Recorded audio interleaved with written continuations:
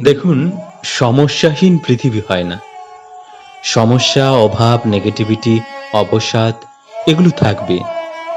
পৃথিবীর যত বয়স বেড়েছে, সভ্যতার যত বয়স বেড়েছে, এগুলোও বাড়তে বাড়তে গেছে। ফলত এদের থেকে পালিয়ে লাভ নেই। থাকুক না এগুলো ঘরের বা জীবনের কোণে, চলুক না আমাদের সামনে।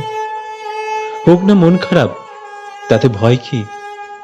মনের জানলাটা এত বড় করে রাখতে হবে যাতে সেটা খুললেই অনেকটা আলো এসে পড়ে।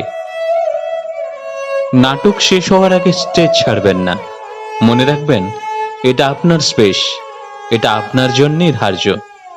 কমেডি হোক কিংবা ট্র্যাজেডি, এই জীবন নাটকের নায়ক আপনি, নায়িকা আপনি।